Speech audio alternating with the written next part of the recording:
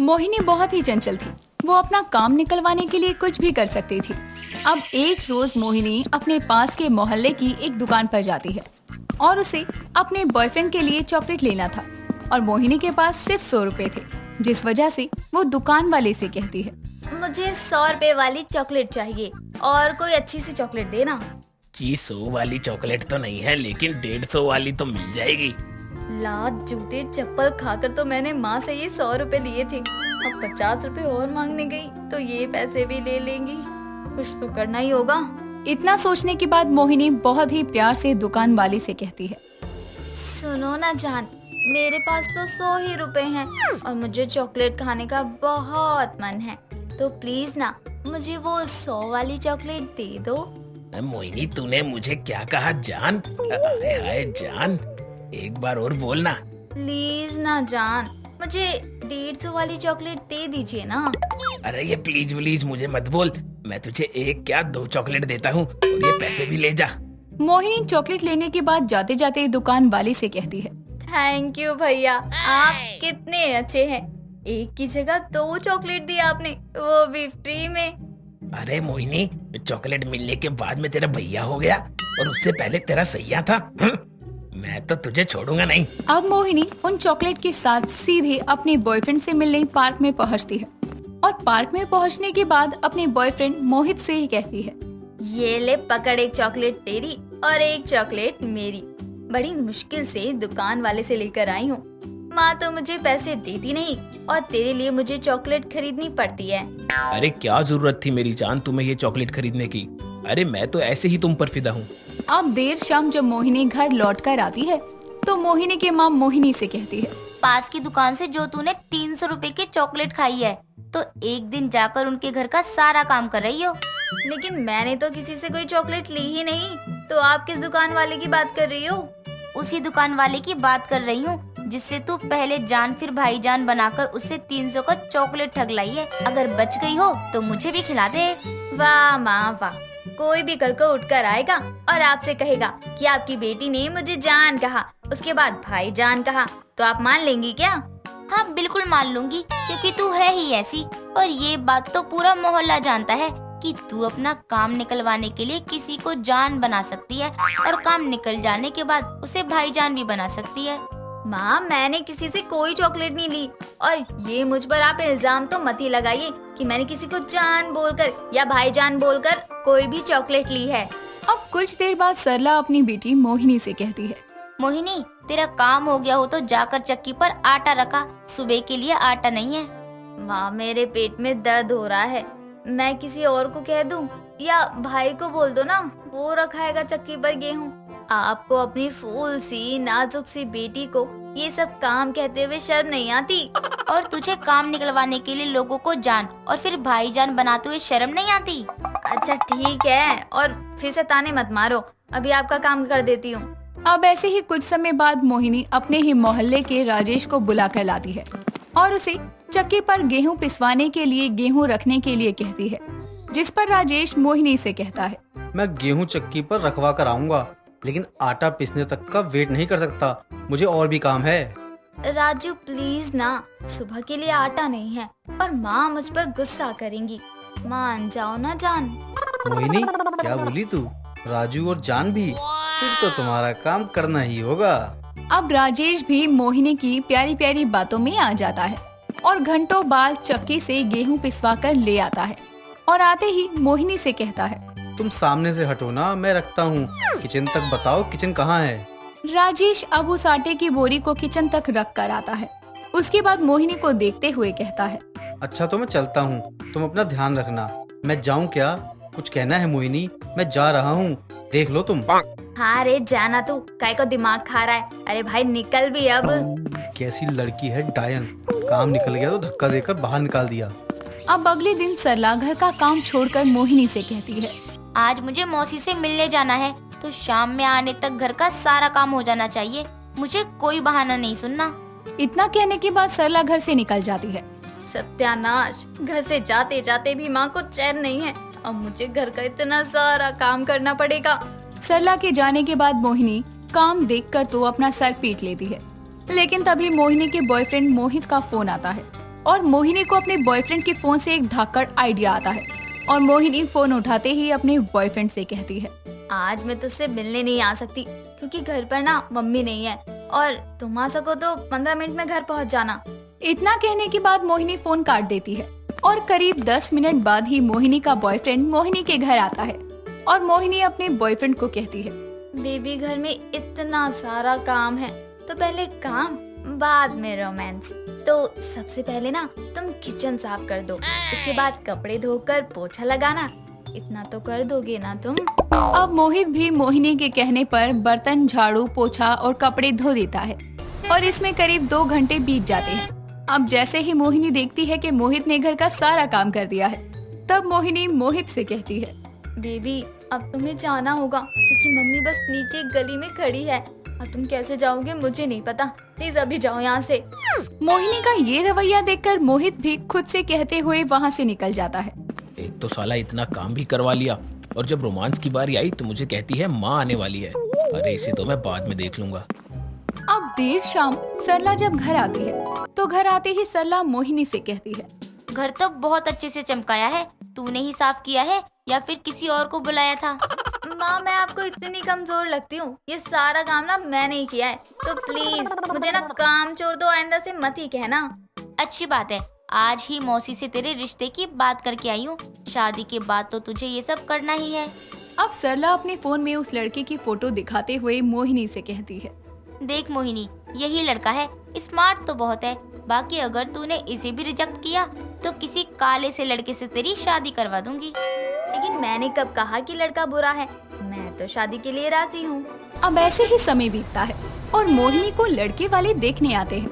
खुद लड़का भी अपनी माँ के साथ आता है और तो और मोहिनी अब उस लड़के को इम्प्रेस करने के लिए सलवार सूट और काला चश्मा लगाकर चुन्नी माथे पर डालकर एंट्री करती है।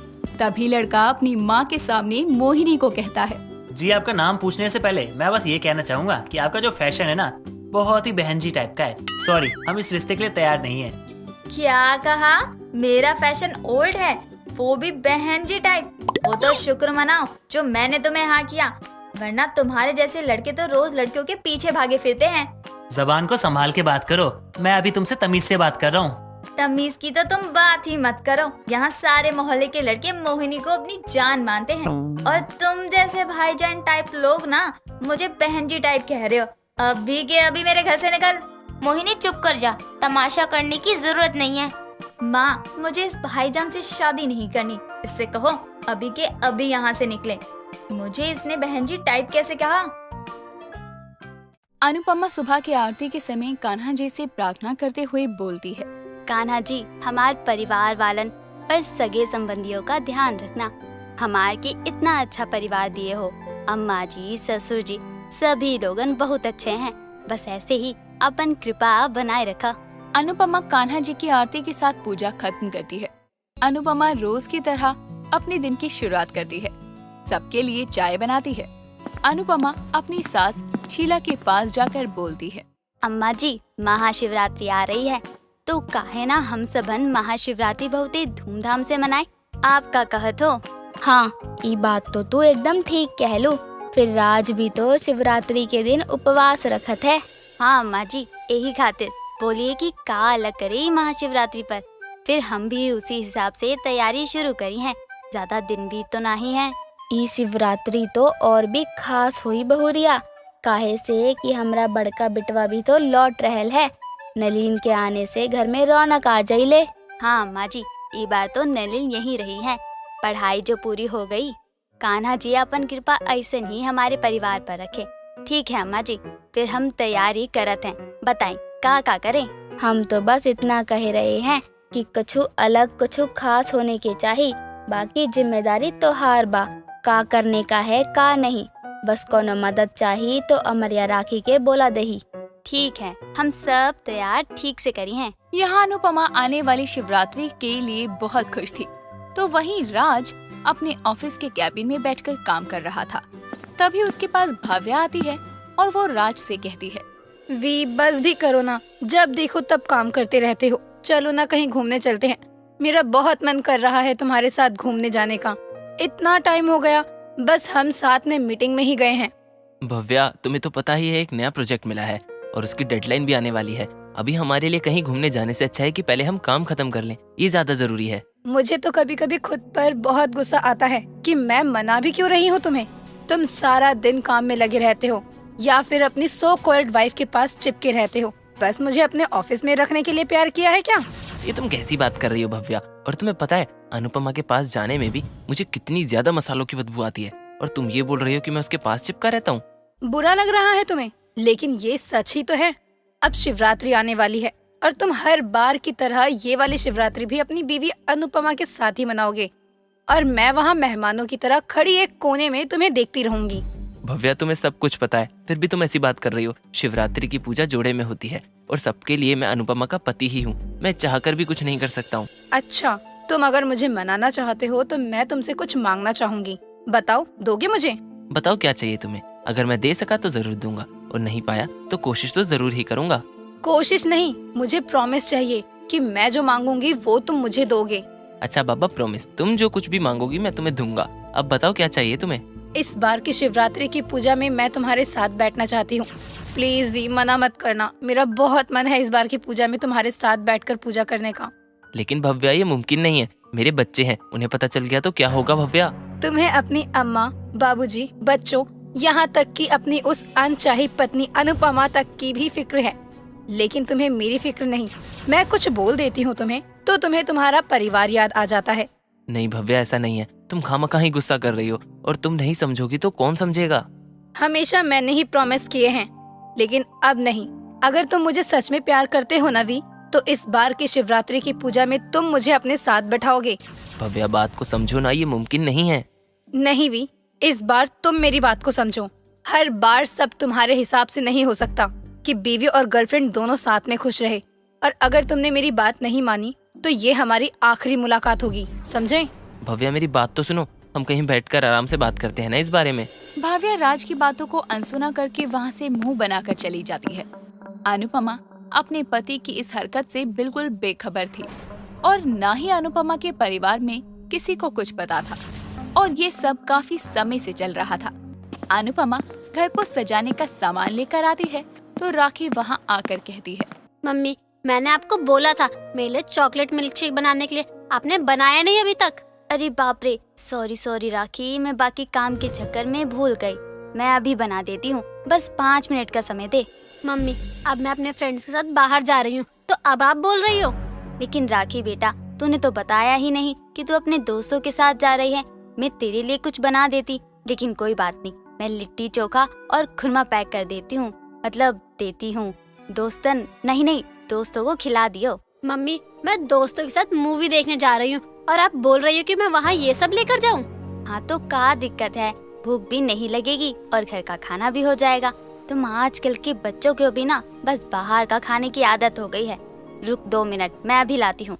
सच में पापा गलत नहीं बोलते हैं, आप में दिमाग ही नहीं है।